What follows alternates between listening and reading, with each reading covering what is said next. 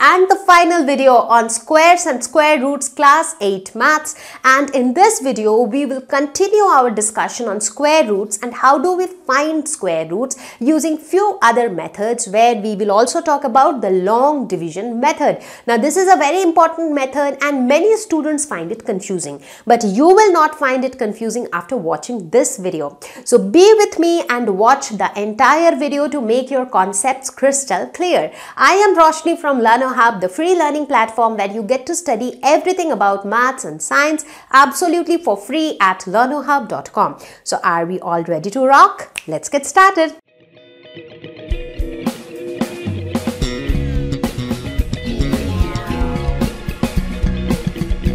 Number of digits in squares and square roots. So let's look at the number of digits in squares and square roots. So have you ever observed this, that if a perfect square is of n digits, then its square root will have n by 2 digits if n is even and n plus 1 by 2 digits if n is odd. A very complicated statement, right? Let's look at some examples.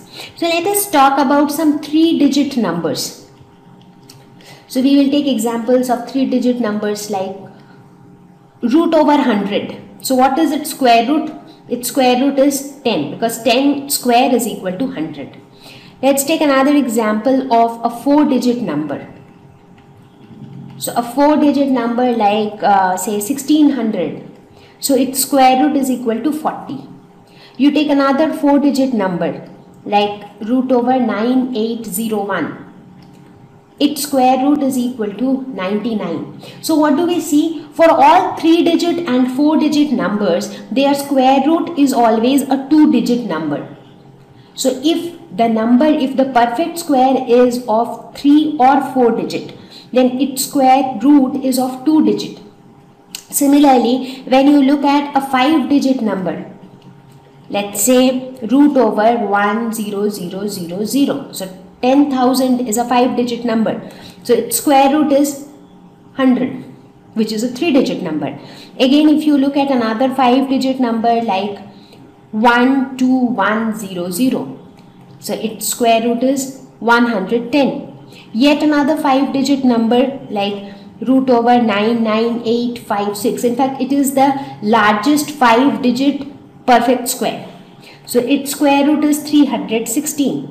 Even if you look at some 6-digit number like root over 100489, so the value is 317. If you look at another 6-digit number, root over 998001, this is equal to 999. So in this case, you see, for all 5-digit or 6-digit number perfect squares, their square root is 3-digit number.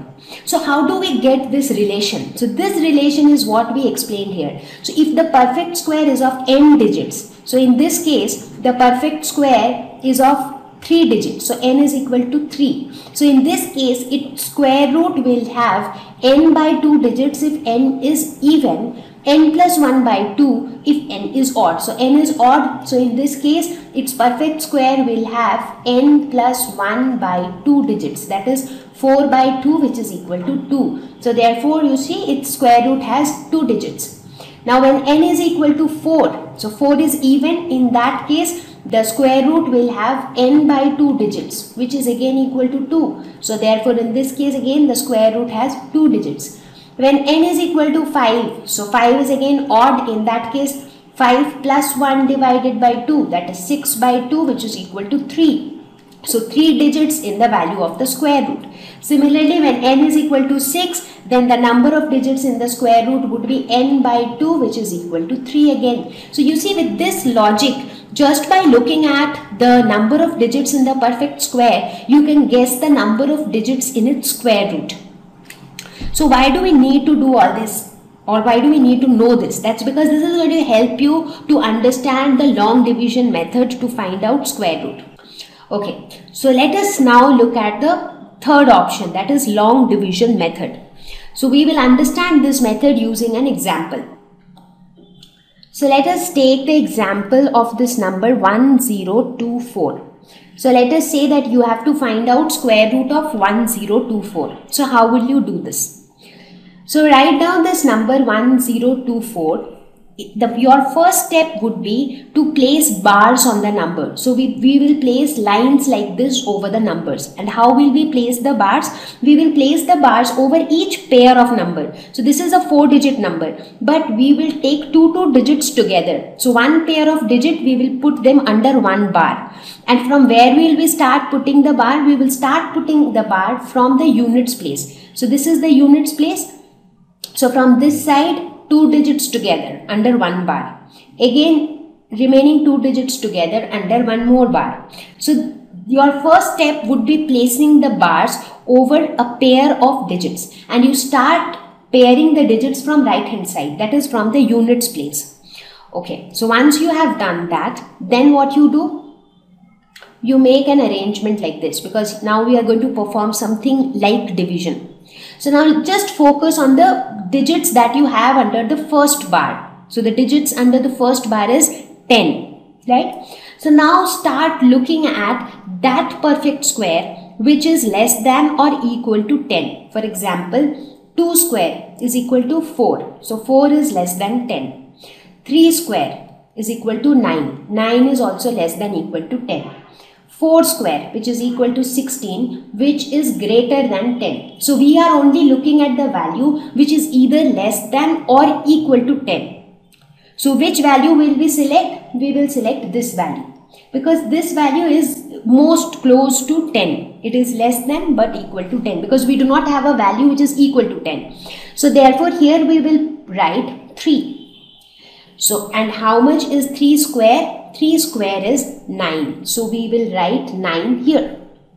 So just follow the steps carefully. So what are we actually doing is, we saw that 3 square is equal to 9. So we write 3 here like a divisor, and 10 is our dividend. 10 is like the dividend. So 3 is our divisor. So now 3 into 3 is 9. So therefore 3, the other 3 is our quotient. So this 3 acts as our quotient. So now what we do? We find the remainder. So the remainder would be 10 minus 9, which is 1. So this is our first half. Now in the second half, what we do? We bring down the digits under the second bar. So what are the digits under the second bar? 2, 4. So we will bring 2, 4 together. So we got 124 here.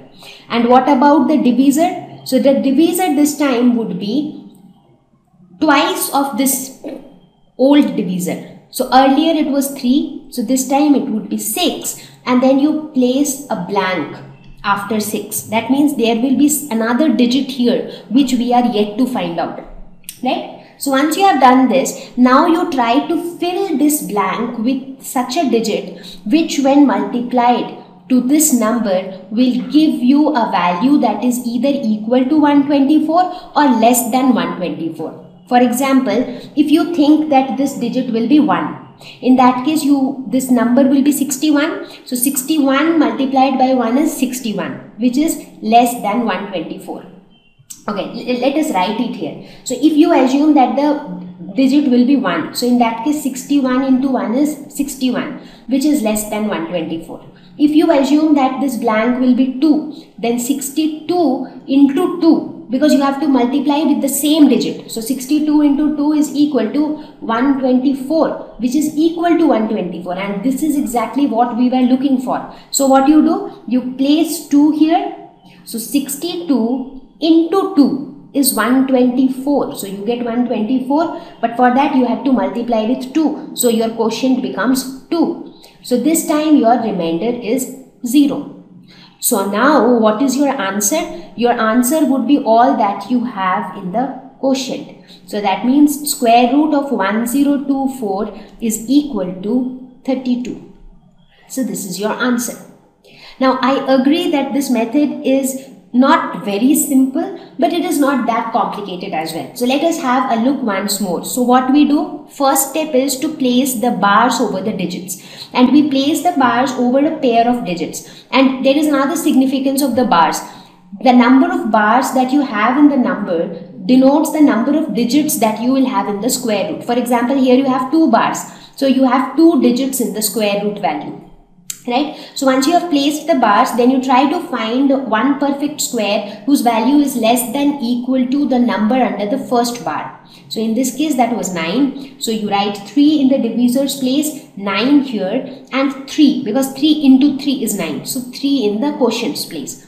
You find the remainder, then bring down the numbers under the next bar, and then on the divisor side you twice the value of the previous divisor and then keep a blank for a digit after that.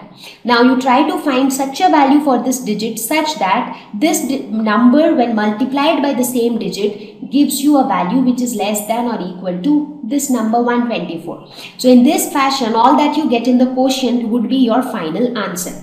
So we will do a quick recap of long division method once again with another example. So these are your steps. So let us say this time you have to find out square root of 576. So this is your question. So your first step is place bar over every pair of digits starting from the ones place. So which is your ones place? 6 is your ones place. So we will place bar over one pair of digit, and then we are left with only one digit. So that's okay. We will place the bar over that single digit. Okay. Next step is find the largest number whose square is less than or equal to the number under the leftmost bar. Okay. So let's make the arrangement. So the first number that we have under the bar is 5. So which is that number? Let's start from 2 square is 4. So 4 is less than 5. 3 square is 9, 9 is greater than 5. So this is the appropriate value for us. So 2 would be in the divisor place. So 2 into 2 is equal to 4. So what is the remainder? It would be 1. Let's bring down, so so we have taken this as the divisor, we wrote the quotient and remainder. Now fifth step is bring down the numbers in the next bar. So the numbers in the next bar are 7 and 6. Double the divisor with a blank on right. So this was our divisor 2. So this time we will double it, make it 4 and keep a blank after it. Okay. Now we have to fill the blank with a digit such that the number formed when multiplied by quotient gives the number less than or equal to the dividend. So this is our dividend 176. So here again you try. If you put 1 in the blank, then 41 into 1 is 41, which is less than 76. If you put 2 in the blank, then 42 into 2 is 84, which is again less than 176. 43 into 3 is equal to 129, which is again less than 176. 44 into 4 is equal to 176, which is equal to 176, and this is what we were looking for. So let's place 4 here. So quotient will also be 4 and this will be 176. So the remainder is 0. So therefore square root of 576 will be equal to 24. This is the answer. Now this long division method can also be used to find out square root of a decimal number. But there will be a very slight difference with decimal number. So we will just put our main focus on that difference, and that difference will be in the first step when we place bars over the numbers.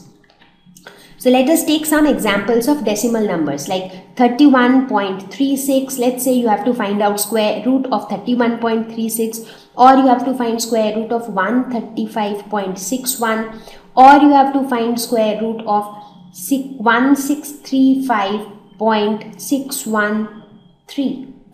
So these are some 3 varieties of decimal numbers and you have to find their square root. Now I will not do the entire process. What I'll just show is how the first step is different. Now in the first step, that is when you put the bars. Normally what we do, we start putting the bars from the units place. So the units place, here also the rule will remain the same for the whole number part of the decimal number, because a decimal number has the whole number part on left hand side and the decimal part on the right hand side.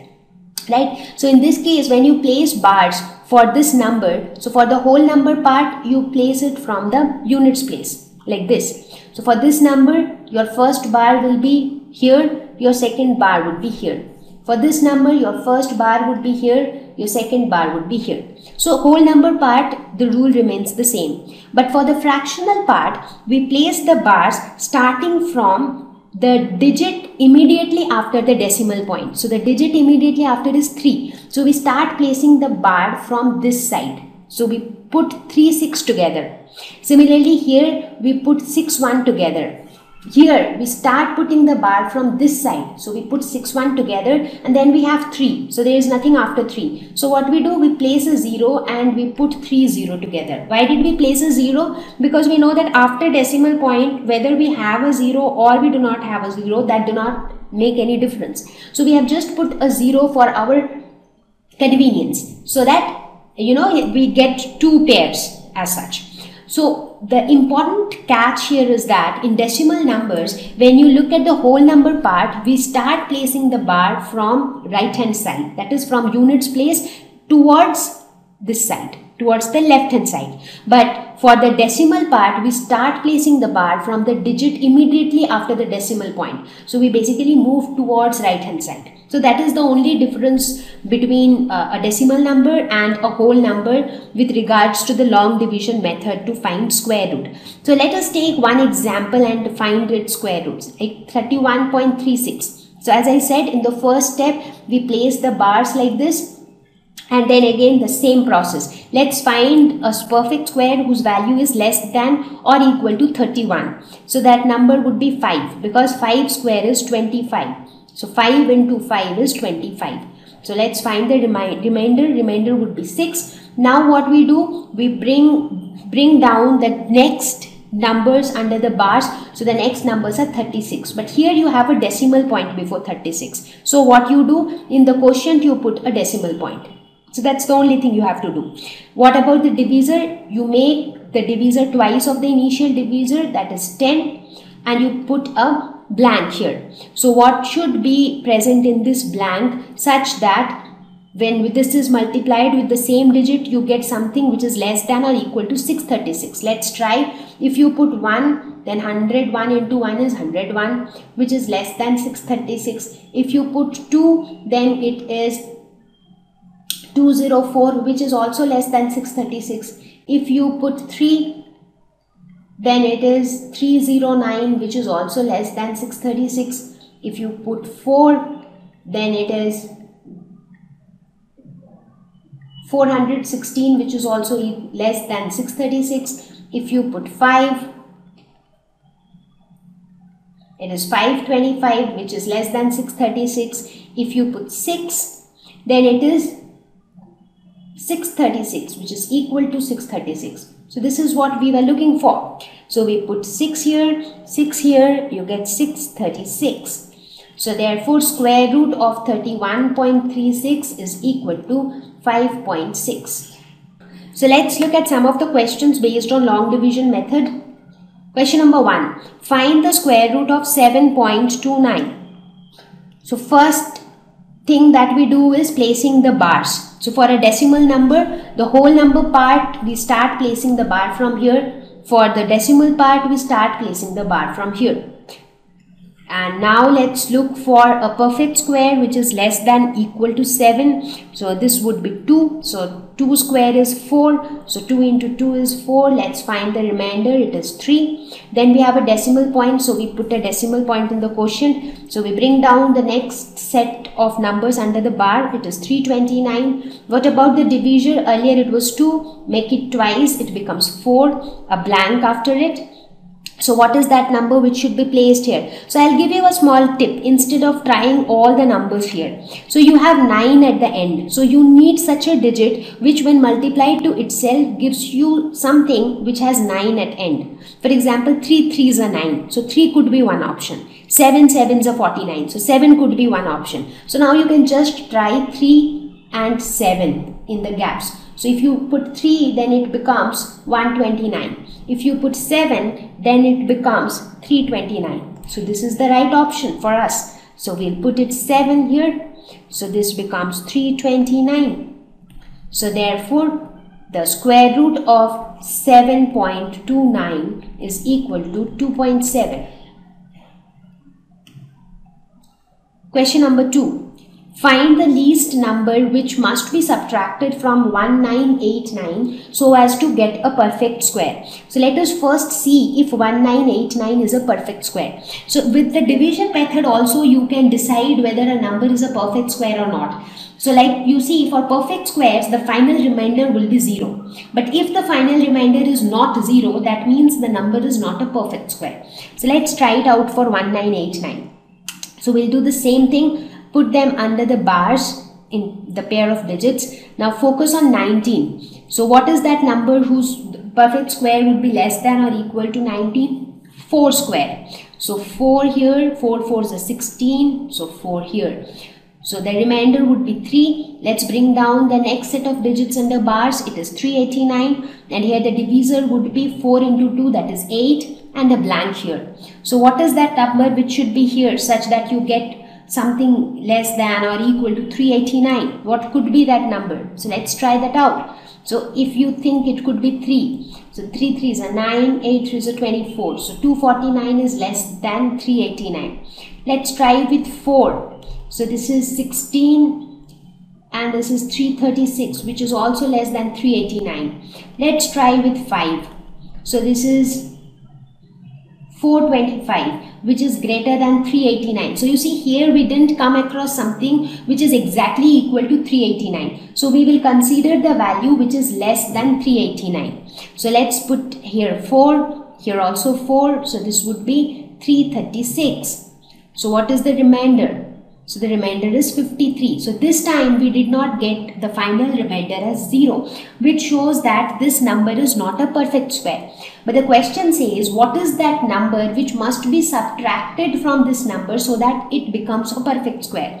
So looking at this, you see that this remainder is the extra thing which is not letting this number to be a perfect square. So if we subtract this number from 1989, then this can become a perfect square. So 53 must be subtracted from this number. So what is that number which we get when we subtract 53? Let's see, 1989 minus 53 gives you 1936. Now let's find the square root of 1936. Now obviously square root of 1936 would be 44, because we will follow the same procedure, just that at the end we will get the remainder as 0. So if you want, we can do it once again just to show you something like this. So again here 4 4s are 16. So remainder is 3, but this time you see the next set of digit is 36. So you have 336 here. So here the divisor would still be 8. The blank would be filled by 4. So 84 into 4 is 336. So your final remainder is 0. Therefore square root of 1936 is equal to 44. In a right angled triangle ABC, angle B is equal to 90 degree, AB is equal to 6 centimeters, BC is equal to 8 centimeters. Find AC. So let's say that this is a right angled triangle. So just a rough diagram. This is angle B, which is 90 degree. Let's call this as A and this is C. So AB is given as 6 centimeters, BC is given as 8 centimeters, and we have to find out the length of AC. Now by Pythagoras theorem we know that AC square is equal to AB square plus BC square, right? So AB is given as 6. So 6 square plus BC is 8. So 8 square. So 6 6 is 36. 8 8 is 64. So this is equal to 100. So AC square is equal to 100. So therefore AC will be equal to square root of 100, and square root of 100 is equal to 10 centimeters. So the value of length of AC would be 10 centimeters. Question number 4. There are 500 children in a school. For a PT drill, they have to stand in such a manner that the number of rows is equal to the number of columns. How many children would be left out in this arrangement? Now when you look at the arrangement, it is something like this. If this is one student, let's assume that each cross represents a student, and we say the number of rows should be equal to the number of columns. So let's say this is one row, this is one more row. So this is row number 1, row number 2, this is row number 3, this is row number 4. So that will the arrangement look like this? No, because right now you see there are 4 rows, but how many columns? 1. So number of columns is 1, 2, 3, 4, 5. So these are the number of columns. So there are 5 columns. So therefore there must be 5 rows as well. So this is how the arrangement would be. If there are 5 rows, there should be 5 columns. If there are 10 rows, there should be 10 columns. Now whenever you try to satisfy this condition, you would see that you end up making a square. Because only a square has the shape where all the 4 sides are equal. So it could not be a rectangle, it has to be a square.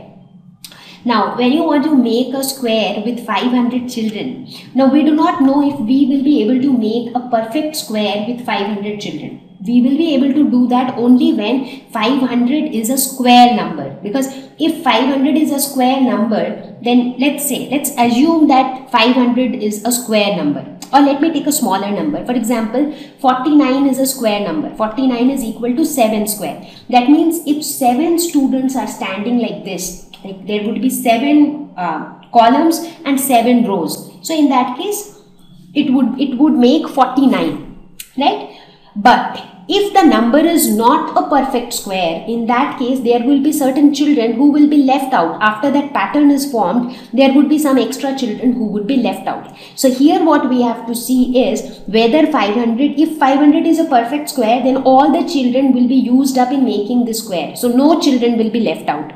But if 500 is not a perfect square, then some children will be left out. So let's see. So let's try to find out the square root of 500.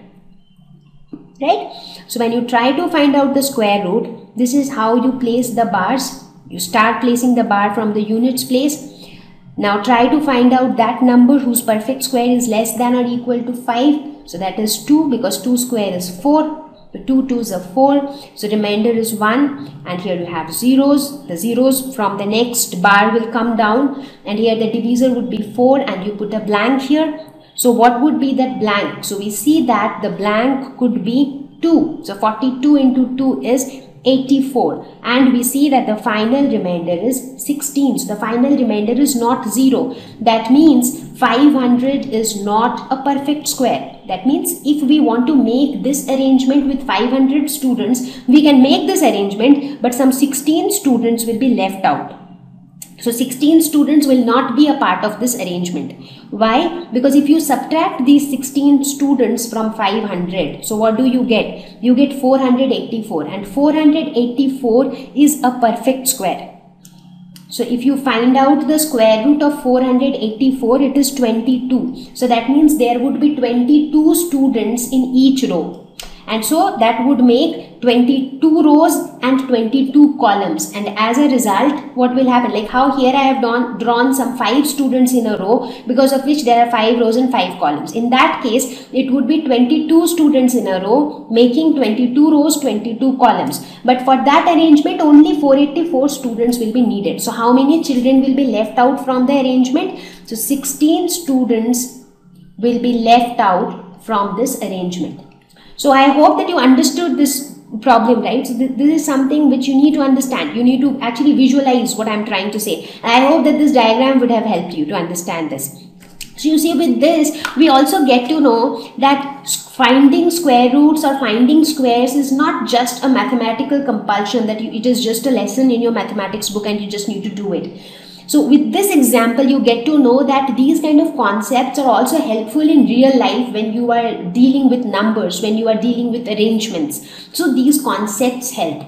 So I hope that this lesson on squares and square roots would have helped you. Practice more problems so that you can gain confidence, and see you all in the next lesson. I hope you found the video useful, and if you really understood the concept well, do write in the comment section that concept hua crystal clear. And I will see you all very soon with a new topic and a new video. Till then, take care. Bye-bye.